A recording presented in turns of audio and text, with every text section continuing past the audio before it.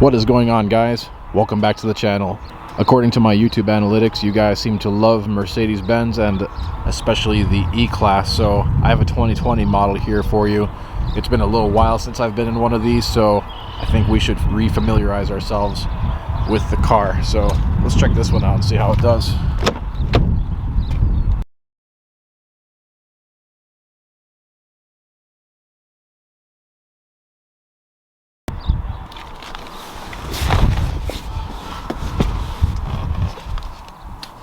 Decent legroom.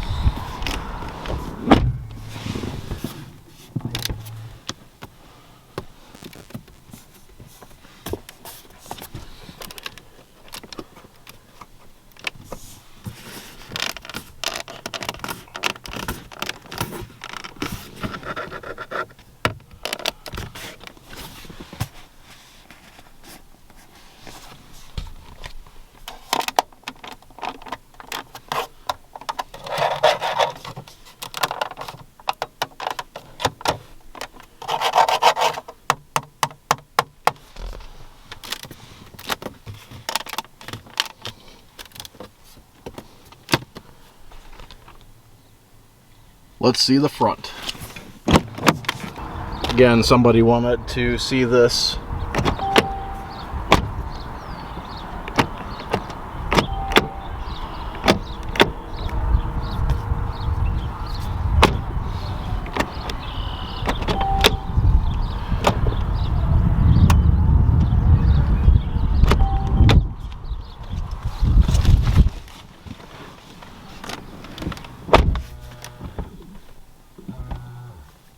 Let's begin.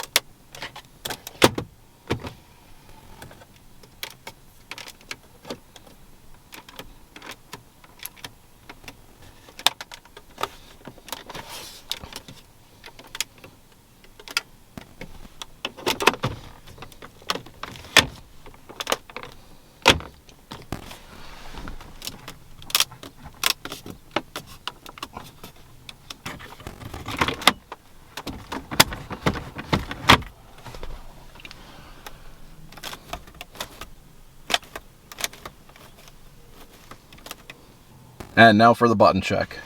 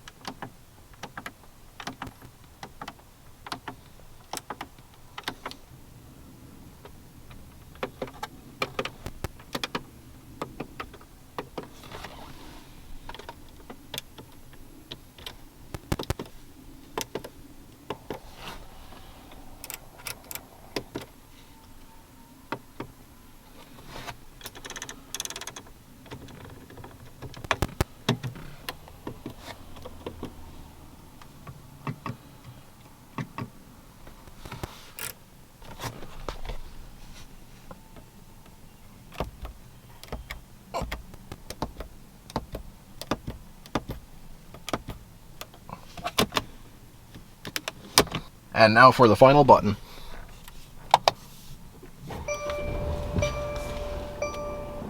Here's the odometer in case you're wondering. Alright, how did it do? Guys, to my surprise, this interior did squeak quite a bit. It's not the absolute worst I've ever seen though. So pretty much every area I touched had minor to moderate squeaking, not super heavy like I've seen in some Mercedes though. There were a couple of solid spots, like the center console armrest was decent. The glove box was good. The overhead console, I feel like this part moves a little bit, like in this gap, but it doesn't squeak all that much. Those parts are okay.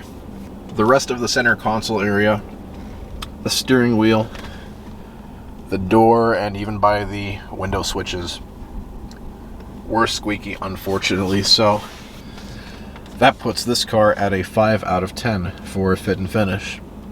Again, not the absolute worst I've ever seen out of a Mercedes, but this is still, in my eyes, unacceptable.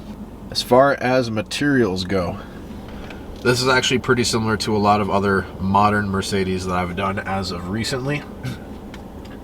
This is, again, kind of in the middle of Mercedes lineup. Quite literally, it is the E-Class. It always has been.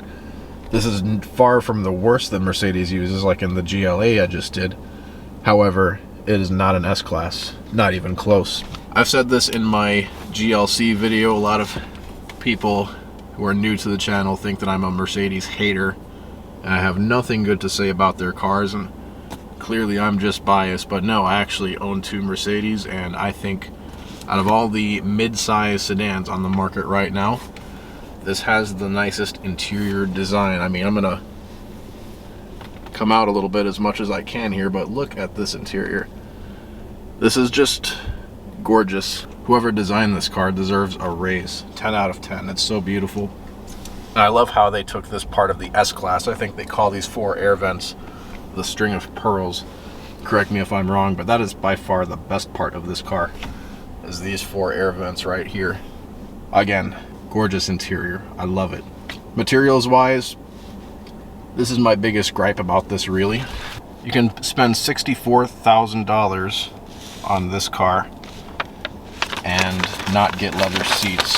So Mercedes is very big on using MB Techs. I think they save their leather for the Zinio interiors or cars with AMG trim.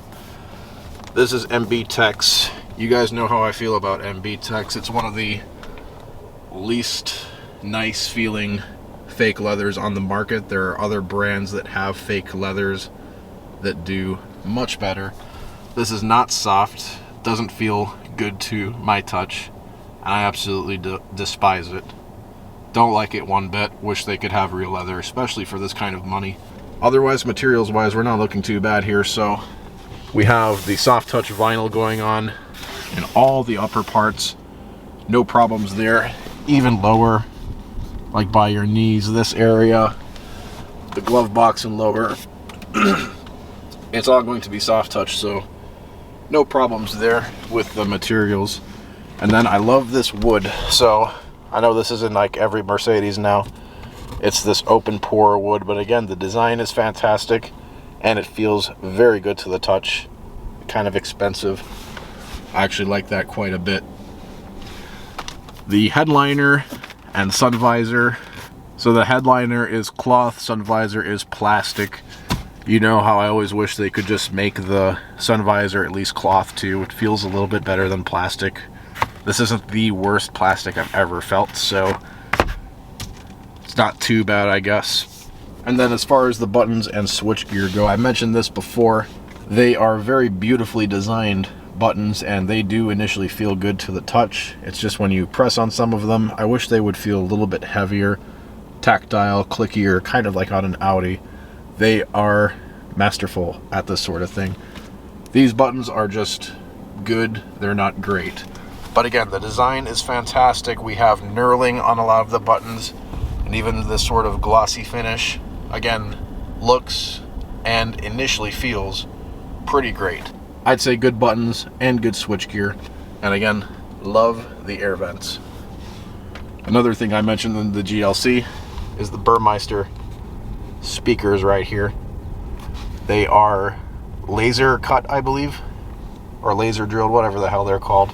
They feel really good to the touch, expensive, and the sound system in general, listening to music in this car is pretty good too. If you're an audiophile, this is actually a good choice. This sound system anyway, if you're gonna get an E-Class or any kind of Mercedes, make sure you option for the Burmeister sound system.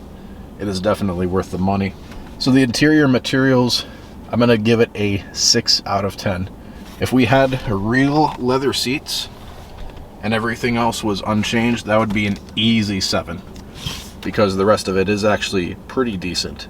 But I can only give it a 6 out of 10 for materials. So your guys' final score is 5 out of 10 for fit and finish, 6 out of 10 for materials.